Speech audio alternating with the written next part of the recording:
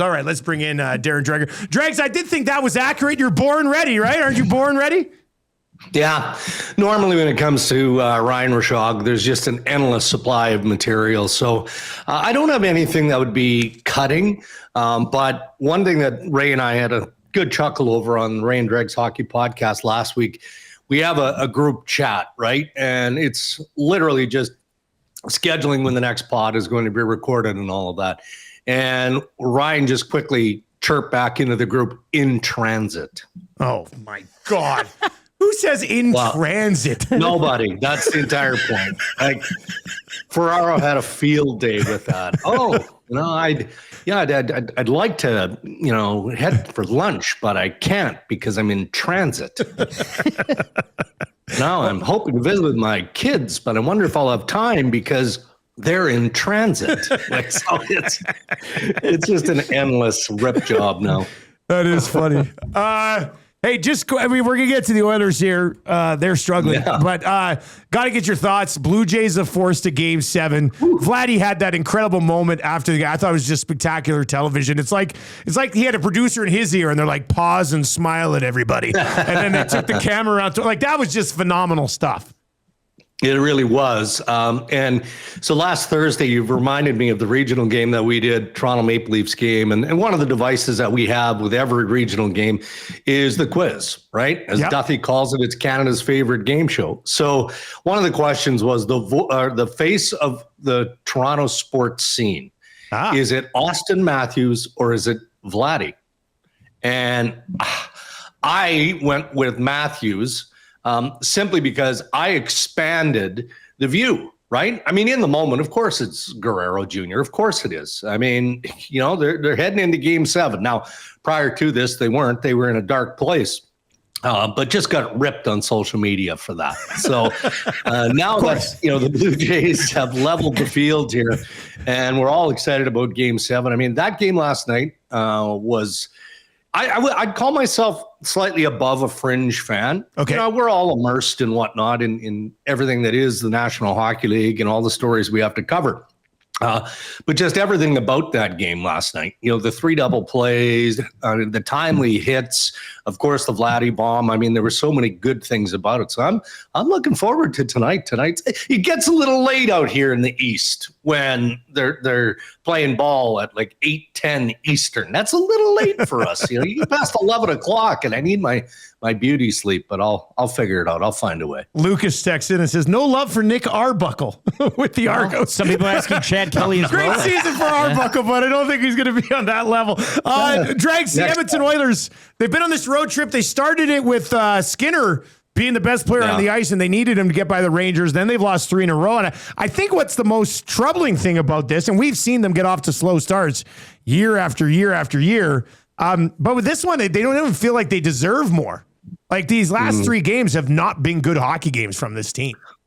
No, I'm with you on that. But this early in the regular season, I also want to give a little bit of love to the teams that they're playing. That Detroit Red Wings team is a better team than I think most people realize. And, maybe it's because it feels like the Red Wings have been in rebuild mode. They have been in rebuild mode for a decade or more, right? Like enough already. You got to get into the playoff mix. But I know in having conversations with coaches through the preseason, Detroit was a hot commodity in the sense that, hey, they're playing different. There's a pace in their game. They're aggressive. They give you no space out there. And I think that McDavid and company got a real dose of that. And then, of course, you've got Dylan Larkin, who historically has been pegged as, at best, a number 2 center. Oh, yeah, just another ho-hum 4-point game for Dylan Larkin. So maybe it's just the early goings here. But I think we've all learned, haven't we, that when you're as good a team as the Edmonton Oilers have proven to be the last few seasons, you don't sweat the small stuff. And for me, that's where we're at. Now, if we're having this conversation, we're 15 games into the regular season, and they're still battling to score, or Evan Bouchard does not wake himself out of this nightmare.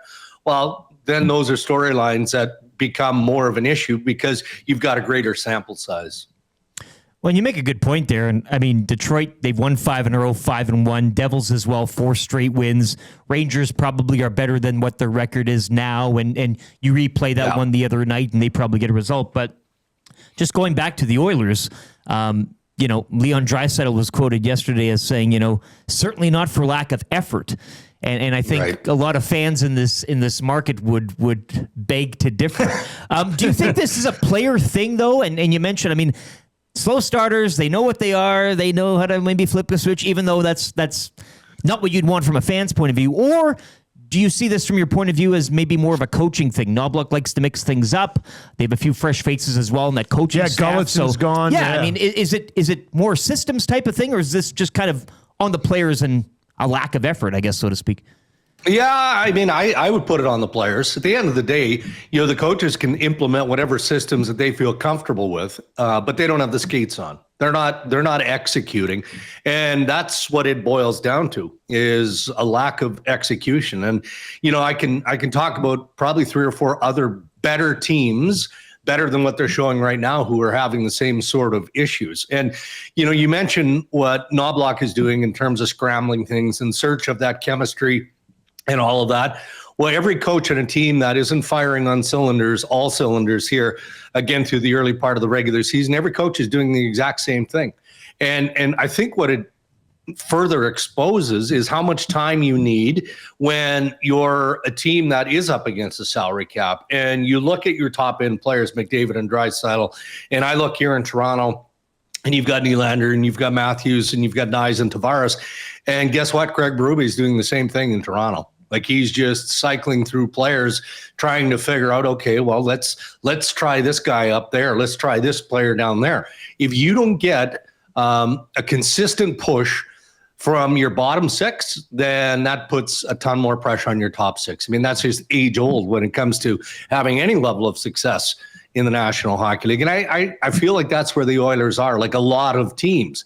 We all look at the score sheet. We expect Draisaitl and McDavid most nights to find a way to be the difference makers. Well, on most nights they are, but some nights, maybe they're not. Or maybe the defensive structure of the team that they're playing is in tune that night, and they know that these are the guys we have to look after. And I also feel like we're starting to really see just the immeasurable loss of Zach Hyman, right? And just the impact that he has both on the ice, on the bench, and in that room. And maybe for a short period of time, you can get through it and all of that. But I think just, again, the longer that this guy is on the sideline, just the enormity of the hole created by him not being there becomes. Darren Dreger with us. He's our GS Construction Hockey Insider today. You mentioned this nightmarish start for Evan Bouchard. Not only has he had some turnovers that ended up in the back of the net, but he does not have a point 6 games into the season right now. And we've seen this, seen him as a player that has flipped a switch come playoff time. He's been pretty good the last 2 playoffs, which I think is really what's sort of, buying him some time with these struggles early in the year right now with a lot of the fan base. But at some point, as good as McDavid and Draisaitl are, and you look at those guys to get a team out of a slump, when you're making $10 million in the back end, you can be that guy too, can't you? 100%. Absolutely right. And, I don't want to pile on, but it is about the demeanor of Evan Bouchard as well, isn't it? Everybody makes a mistake. It does seem like his mistakes more often than not are just super glaring. And at times it's not just the execution, it's the effort or lack thereof that gets him in trouble. And I think, again, I think the fan base would be okay with a couple of blunders, even a couple of blunders a night. And not all of those are going to end up in the back of your net. They're not. I mean, they might lead to a grade A scoring chance, but there are other players on the ice. You do need your goaltender to make a timely save. But in his case, he has to find a way to generate offense. He has to, whether it's on that power play or find a way to get that big shot off from the point.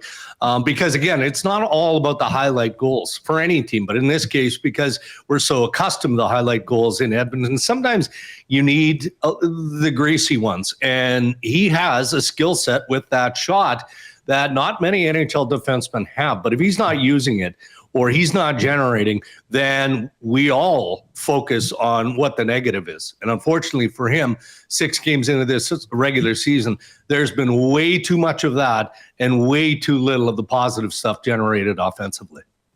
Darren, road trip wraps up tomorrow in Ottawa. Senators 2-4, a team that expected by many to kind of take another step here in the right direction this season. What can you tell us about the Senators minus Brady Tkachuk right now? Yeah, growing pains. That's what they're going through. And I guess I could have lumped Ottawa in with the group of teams that we've already talked about. I think I was in the majority who had the Ottawa Senators pegged to be maybe a second or a third team in that Atlantic division. And that's saying a lot when you look at that division, because there's some really, really good teams there. And I still feel that way. You don't replace Brady Tkachuk. But they do have to do it by committee. You're going to notice Shane Pinto if you haven't already, just based on scoring summaries. Man, he's had a heck of a start. And there's whispers of contract extensions and negotiations. I mean, look, Shane Pinto didn't need this start to catch the respect and the attention of Steve Staios, the general manager. This player has been a good player in Ottawa, and he's developed now, and his game has jumped to a higher level offensively. I mean, that's pretty obvious here. But they have so many other weapons. Batherson is back healthy again. That's a big add. Timmy Stützle, he's just flat out fun to watch because he flies, plays the game the right way. They've got some questions with their goaltending, but they do think that it's going to stabilize. Linus Ullmark is a star goaltender. When he plays the way he can be a game-breaking netminder. That's what he is. But I say growing pains because they're still kind of finding their way. They're still searching for their identity and producing that identity on a night in and night out basis. So, yeah, I wouldn't say there's heat around the Ottawa Senators. Like every other team that's sort of underachieving right now, the fan base just wants the manager to do something. Right? Go out there and find a forward or do this or do that. And that's just not how the real world works. But they compete hard. Ottawa competes hard. That's going to be a tough game. Dregs, when's the next Ray Dregs drop? I believe tomorrow. Yeah, we're on a bit of a cycle here with Ray traveling, which is nice. So Tuesday and Thursday. Yeah, you said traveling. He's in transit. Thank you for correcting me. In transit, absolutely. I don't know if anybody who's in transit more than Ray Ferraro, probably. Like good point. Yeah, a pretty busy guy. Dregs, good stuff, man. We'll check in next Monday. All right, guys, have a great week. There you go. That is Darren Dreger. He is your GS Construction hockey insider today. GS Construction is hiring right now. Check out gsconstruction.ca if you want to take your career to another level.